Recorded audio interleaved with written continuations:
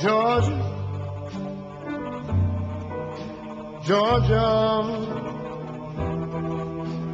the whole back, and we are in Jena now, and I came on the bus with the Rainbow Push Coalition out of Chicago, and these are some of the youth that came on the trip, and this is the first time in you all's life that civil rights has come back into play on this level. So I'm going to start with the young lady here.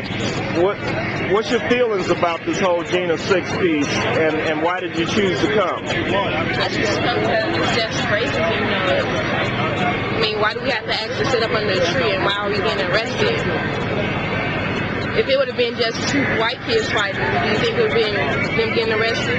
No. It would have been just a school fight, right? Right. So why the different treatment? Right. So we need to come down here and let them know that we're not taking this no more. We're not taking our black kids getting shot, our black kids getting arrested. We have too many black people in the jail now.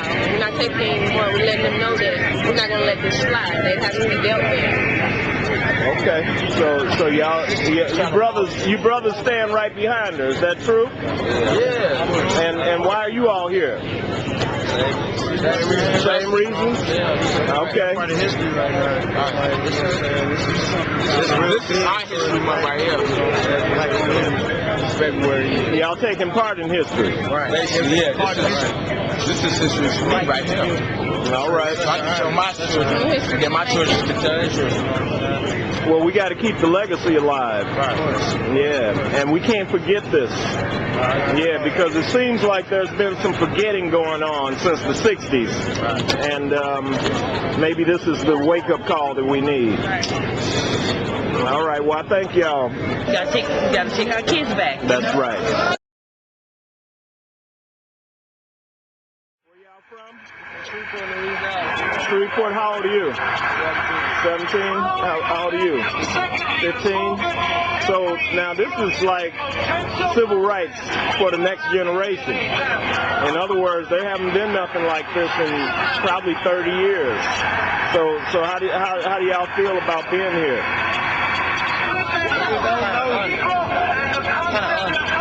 Kind of what? Honored? Yeah. So what are your expectations for later today? To do what you can. And how is this going to affect your future?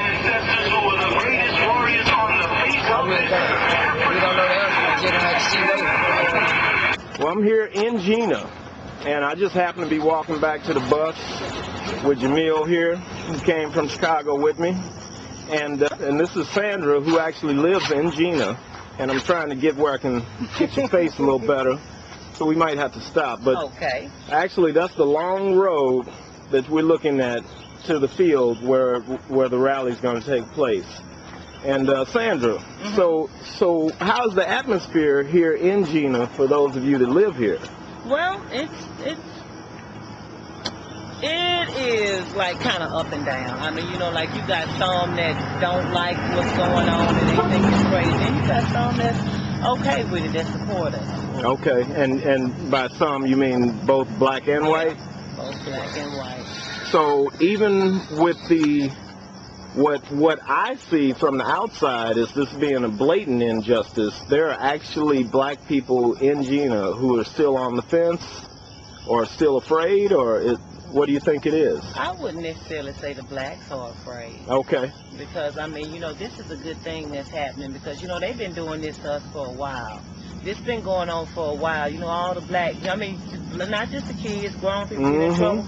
I mean, then they just do what they want to do because nobody ever took a stand.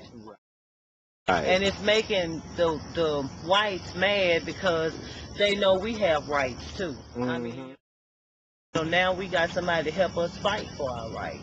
Right, and that's exactly what we're here for. So what is your expectations of what is going to happen today? Well, I hope that they drop the charges on all those kids. I mean, because a schoolyard fight is a schoolyard fight. You know what I'm saying? Mm-hmm. It was one kid. He didn't have no broken bones, and you know they charged him. When the paper first came out, they said they was charging him with simple battery. When the paper first hit the stands, then the very next day they changed all the charges to conspiracy to commit murder and second-degree attempted murder. If 6 people jump on you, they could kill you. Of course. That wasn't the intentions. I mean, you know, they just was mad about the nuisance ropes, and then they just blowed that off like it wasn't nothing. The kids just got a couple of days alternative school, and that was that because they was white. Right. And you know, and it's not fair to us as blacks for the kids, the same kids, to do stuff, and they get a tap, they get a slap on the wrist, and then our kids do something, they looking at time in prison. A life change. Yeah, I mean, it's just sad the way things are going on here. I mean, you know, and I'm glad everybody's here. We appreciate all the support, and I hope it really makes a difference. So what do you see that we as black folks need to do, other than what we're doing today, to make sure that this stops? Well, I mean, you know, we just got to keep on pressing on. I mean, we can't just let this end right here, right now, because, you know, because they're mad anyway, because all these people are in town, because we got support. The blacks got support. And, I mean, we just got to keep on pressing on. I mean, just stay on them. I mean, you know, when something happens to somebody, I mean, just come back again. I mean, you know, eventually they're going to get tired because they know we got support on our side, and they're going to get tired, and they're going to eventually leave us alone. What do you think about the judge saying that it's a little premature to make a decision on Michael Bell, whether he should be released? That's not premature. That child had a good future ahead of him, had a scholarship for football and everything. It's like they just snatched their life away.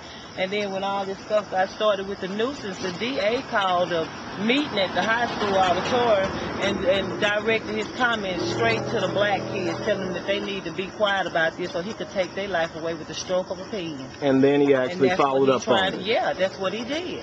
What do you have? I just want to ask the sister, in addition to the justice being granted for the boys, do you feel that the DA and the legal system and Jena should be held accountable for their negligent action? Yes, they should be. They really should be, because it's unfair. And I heard you mention earlier in the interview that this is something that's been going on for a long time, second by second, day by day. So how have you been able to adapt and normalize this so that you can go ahead and continue on with your life? Isn't it hard? I mean, what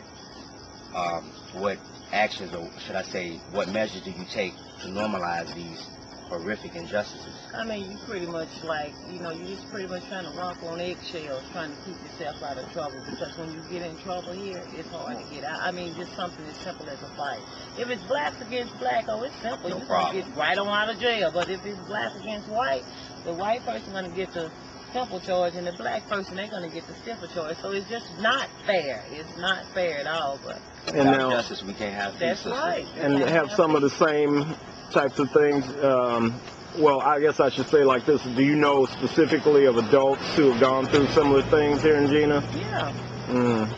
We got people in prison doing, I mean, like little simple one-time misdemeanor charges, doing life in prison. Doing life behind a one-time charge, doing life, 80 years. So that's life. I mean, you go to prison at like 36, you got 80 years. That's life. Just kings and queens. Oh,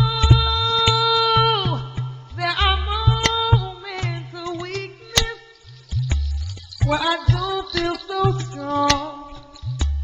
Reclaiming my greatness helps me live on. It's been a long And as you can see, the crowd is growing fast. And the estimates are that there's going to be 90 to 100,000 people here. And so far, it looks like that is definitely going to be the case. People are lined up around the field.